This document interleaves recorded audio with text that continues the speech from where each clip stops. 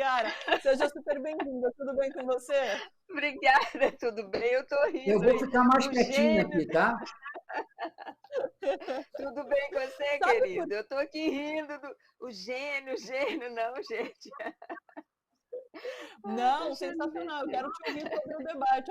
Aliás, deixa eu fazer uma adenda em relação ao Brito. Brito, eu estava curiosa para saber como você chamaria o padre. Você chamou de umas 3 maneiras diferentes que eu achei todas ótimas, viu? Foi muito bom. Eliara, sobre o formato do debate e sobre o debate feito pela Rede Globo exclusivamente agora nessa reta final. Me parece muito que a Rede Globo faz esse último debate para aproveitar esse material na sua linha editorial e conseguir fazer movimentações a partir desse conteúdo, desse material, né? E não sei se isso vale para os dias de hoje, se é interessante para os próprios candidatos e para o processo eleitoral que a gente tem acontecer dessa forma, com esse monopólio por parte da Rede Globo, que depois faz essa análise editorial, seguindo a sua linha editorial, é claro. Então, quero te ouvir, primeiramente, sobre essa questão do debate, e a gente sabe que debate é decisivo no nosso passado recente, a gente sabe quanto foi importante esse debate da Rede Globo, né? Então, queria te ouvir sobre isso e sobre o formato, que Lula critica também, né? Seja muito bem-vinda. Obrigada, boa tarde, Brito. É um prazer estar aqui com vocês nesse dia quente, né? Assim, eu acho que um pouco, eu diria frustrante, porque o debate eu fiquei até as 2 da manhã, até o final, para ouvir as considerações finais, e foi de fato um espetáculo, como eu diria, grotesco. Ele não foi um espetáculo de humor, hilário, etc. Foi grotesco, né? E acho que há vários problemas aí. Eu vou começar pela questão do formato do debate, né? Que eu acho péssimo, é um formato muito ruim, de fato, né? A primeira questão que eu coloco, eu diria um primeiro absurdo aí, é o fato de esse debate da Rede Globo, né? Havia aí a expectativa, eu ainda não tive tempo de checar a audiência. Se alguém me tiver e quiser colocar aí para mim, eu acho ótimo, eu não tive tempo ainda de checar, mas a expectativa da Globo era de ter em torno de 60 milhões de telespectadores, né? E aí, um absurdo, né, bastante, que dialoga aí com essa concentração, com esse sistema midiático que a gente tem, é esse debate acontecer no último dia do horário eleitoral. Ou seja, se algum candidato fizer uma merda enorme, sim, não tem jeito mais. Como é que ele vai desconcertar isso? Hoje tem, sim, o recurso das redes sociais. E, de fato, todos estão aí super movimentados, mas eu tenho um dado aqui que está bem interessante, que nós, no Observatório das Eleições, a editoria de redes, nós estamos fazendo esse monitoramento de todas as plataformas, né? E eu tenho um dado aqui legal, daqui a pouco eu vou falar com vocês, que eu acho que é um indicativo interessante aí de um jogo. Eu estava ouvindo o Brito, de um jogo político que pode ocorrer a partir desse Kelvin, Kelmo, né, o padre da festa junina aí. Então, essa é a primeira questão, né, do debate da Globo, que é um absurdo ser exatamente no último dia, quando acaba o horário eleitoral. A segunda questão é um formato horroroso, é um formato péssimo, é um formato, não dá visibilidade, né, para quem pode apresentar proposta, para quem está em primeiro, segundo lugar, dá um espaço muito grande para nanicos e dá espaço para esse tipo de espetáculo grotesco que a gente viu, né? E aí a questão das perguntas, dos temas como eles são levantados, né? A gente conversava aqui, né, Thalita, antes, aí o Bonner vai lá e tira segurança pública, meio ambiente. O que dentro disso, sabe? Meio ambiente, o cara pode falar do parquinho ali, do jardim. Era preciso trazer dados, olha, de acordo com os dados tais, a realidade do desmatamento no Brasil é X. Candidato, o senhor vai perguntar para o candidato que o senhor escolher, o tema é meio ambiente, e a partir dessa problematização, dessa questão, desse dado, o que acontece a partir daí? Qual a proposta para resolver essa situação? Mas, de fato, o Bonner é apresentador, né? Mas não é ele que faz, tem uma equipe, né? Tem uma equipe que deveria pensar isso. Não dá para você jogar temas para 7 candidatos, né? São 7 candidatos ali, dos mais diversos matizes. Diga. O Fernando até conversou comigo também um pouquinho nos bastidores sobre a necessidade de talvez ter aquela rodada de jornalistas perguntando, né? Foi o Fernando ou foi a própria Eliara que me falou isso? Foi o Fernando mesmo, né? Sobre a necessidade de ter os jornalistas perguntando, porque você torna mais dinâmico e traz mais dados. Foi a Eliara, né, também que falou isso para mim nos bastidores eu aqui. falei isso Você também. torna mais dinâmico, né, esse debate. E acho que deveria ter sido só jornalista. Acho que deveria ter sido só jornalista mulher. A pergunta do jornalista, ela inclusive tem o condão de evitar a armação. Porque o que aconteceu ontem foi a armação. As imagens mostram o Jair Bolsonaro passando as folhas de papel com as perguntas para o padre Picareta. Quer dizer, então você teve, né, na verdade, ali uma dupla e uma trinca, de vez em quando, com a presença do Luiz Felipe Dávila, né, de perguntas e participações armadas. O jornalista... A gente tem essa imagem, inclusive, da troca de papeizinhos, quer ver? Vamos dar uma olhada nessa imagem, acho que o Gui consegue colocar para a gente.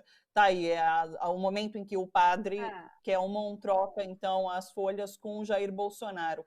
E o que eu vi muita gente, inclusive, dizendo é que é isso. O padre ele foi ali não para pedir voto para si próprio, mas para ser escada totalmente de Bolsonaro, né? Então, junta a isso o horrendo do debate todo. Eliara, eu queria que você trouxesse, inclusive, essa informação que você já cantou que tem sobre Padre Kelmon, do Observatório das Eleições. Traz para a gente que eu fiquei curiosíssima.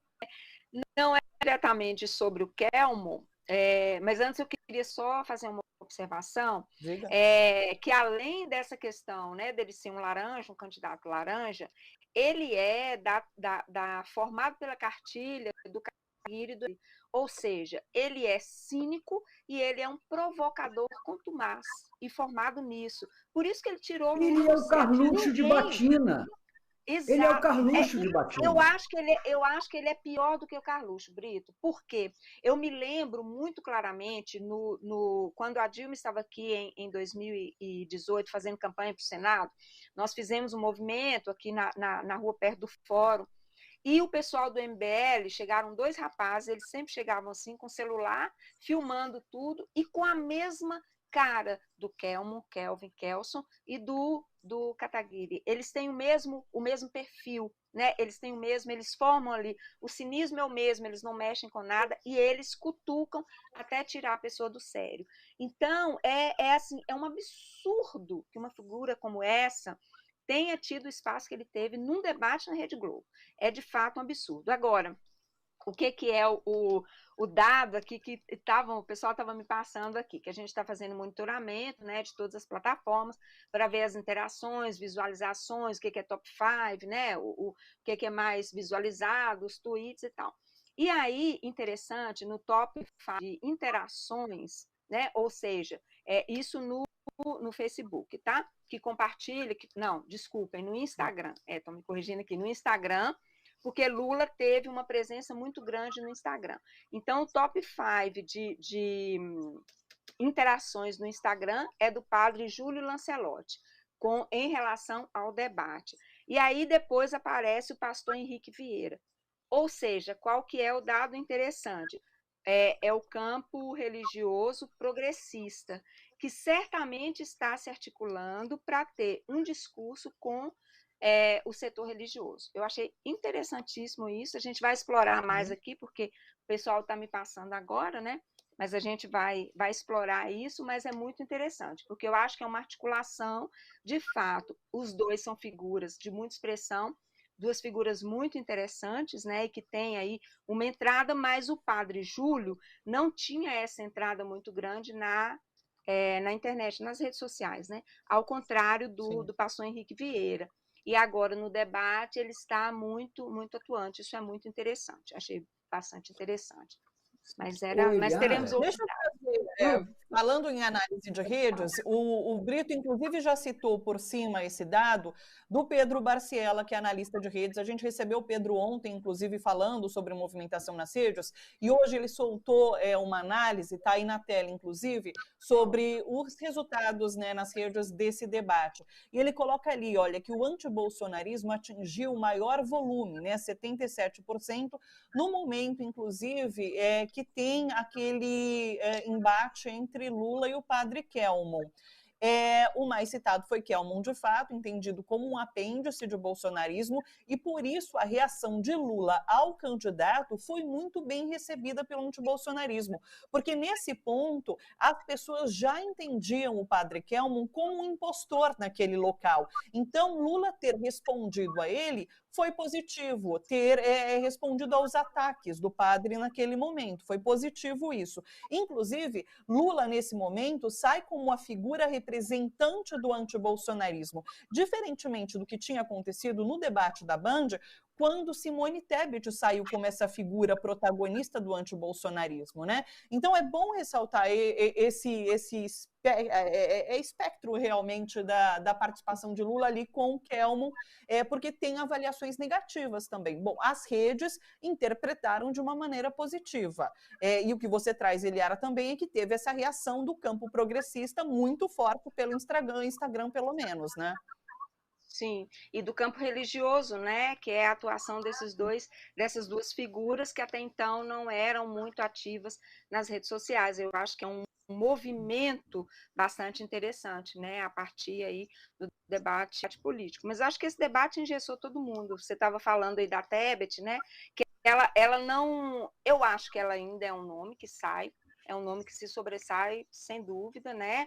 Ela incorpora um pouco aquele ethos, aquele perfil, né? De uma candidata que tem propostas e que dialoga e tal, assim.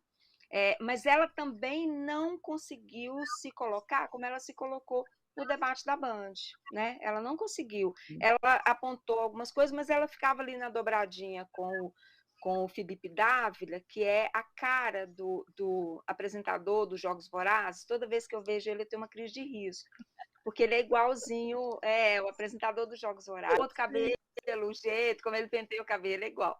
Então, ela ficou naquela dobradinha, e ele é muito idiota.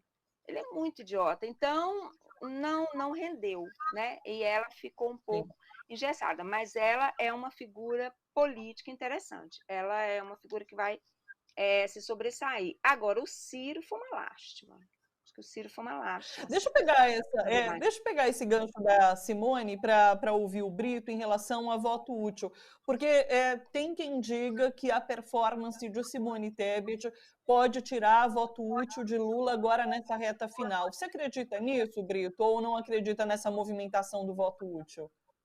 Não, eu acho que ela pode tirar, e muito pouco, voto do Bolsonaro. Porque ela é uma alternativa civilizada para a direita. A direita está sem. Olha só, a direita está sem candidatos civilizados. Para a direita, está sendo colocado para a direita o seguinte: olha, você só tem esse selvagem para votar. E esse selvagem é muito ruim para certas camadas da direita. Observa, quem assiste muito TV a cabo, feito eu, tem que assistir a Globo News, vivo com blog, etc. Tal, você observa aquele movimento, né, de jornalistas de perfil conservador, etc. Tal, né, todos eles assumindo até certa simpatia pelo Lula, porque Bolsonaro é demais, Bolsonaro é overdose. Entendeu? Então, a Tebet é uma saída honrosa para esse tipo de voto que tem vergonha de dizer o nome. Agora, eu insisto, Thalita, o povão, ele não quer perder o voto. Ele não faz do voto um fait divers. O povão tem o ditado: não vou perder meu voto, não vou desperdiçar meu voto. Ele sabe onde é que está a disputa. Ele sabe. Entendeu? É por isso que eu acredito que o Lula possa vir a ter uma vitória de primeiro turno, porque existe esse indetectável movimento. E responder a um pesquisador, tá, não é o mesmo do que apertar as teclas de uma urna. Tá? Você tem 3 degraus. A pesquisa telefônica, absolutamente inconfiável, na minha opinião, não porque tecnicamente ela seja impossível, mas porque o Brasil tem uma distorção na distribuição da posse e do uso de linhas de aparelho de celular. Né? É inútil dizer, mas todas as pessoas pobres hoje têm celular. Passa na calçada do supermercado, você vai ver que aquela gente ali não tem celular, não tem nem comida, e dirá celular. Né? E nós temos uma população que não tem uma relação de gosto com essas consultas telefônicas, porque ela, entre outras coisas, é muito massacrada pelo telemarketing. Quem é que na sua vida comum aqui não tem 2, 3, às vezes 4? Quando eu me aposentei no INSS, então eram 30 ligações de telemarketing por dia. Aquilo enche a paciência. Questionários longos, aperte 2, aperte 3, aperte 5, aperte 5, depois aperte 1. Isso distorce. Né? Tanto que você vê que as pesquisas telefônicas são consideradas de segunda classe perto das presenciais.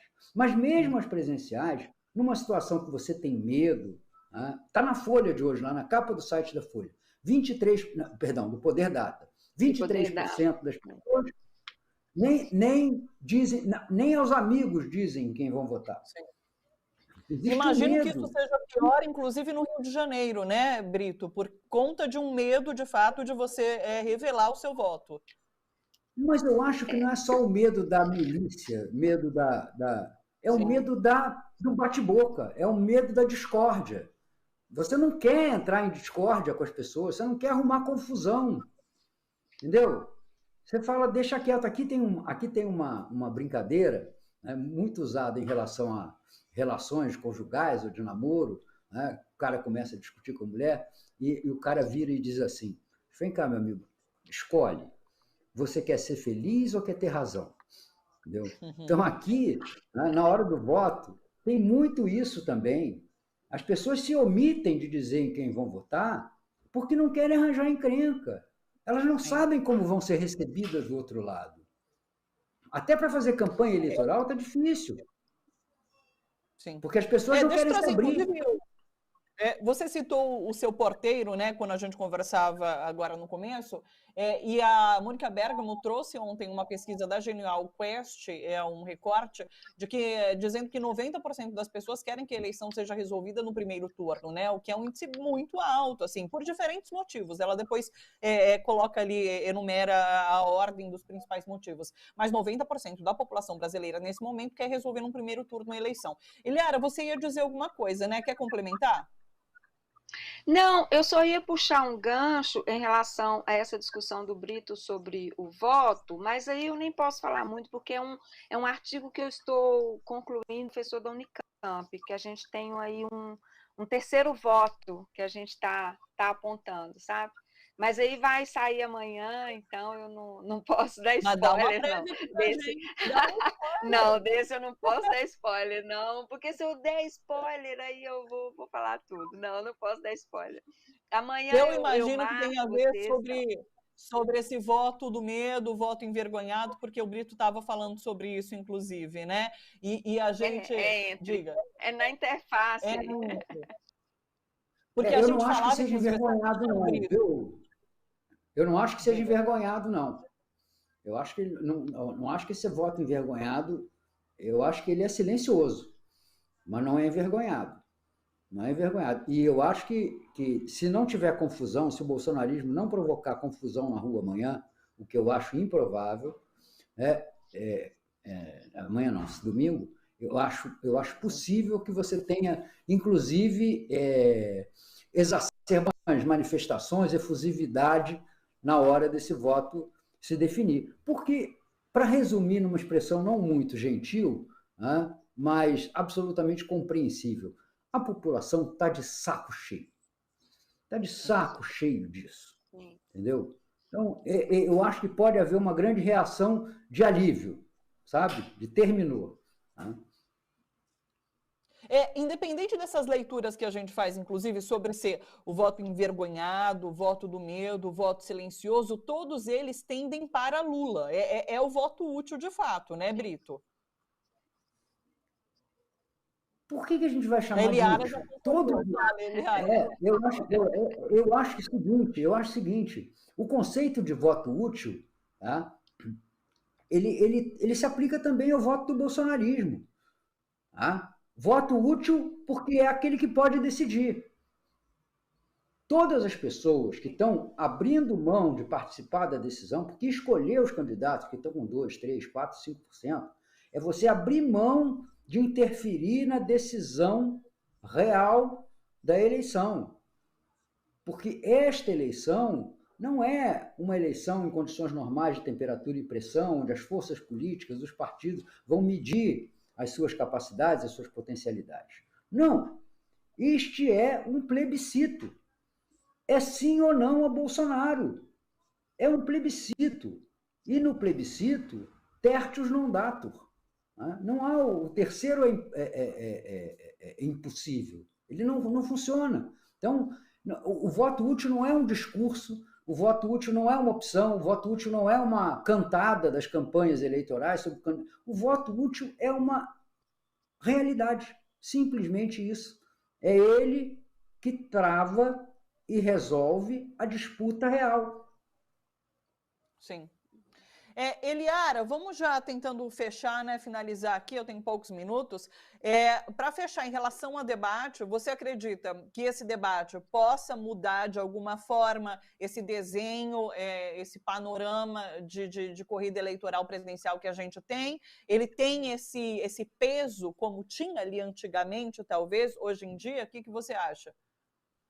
O debate de ontem, especificamente, eu acredito que não.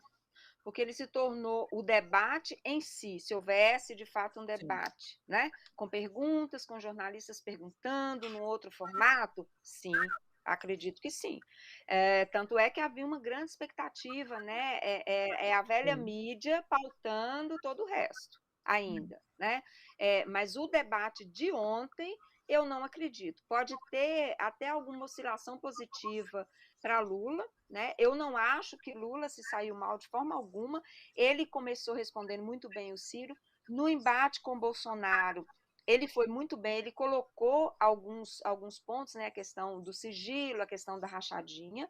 Eu ainda acho que a questão dos 51 imóveis foi muito pouco explorada, mas, enfim. Mas eu acho que ele se coloca, ele respondeu a Ciro, e ele foi, bateram nele todo o tempo, né? Então, eu acho que Lula se saiu bem.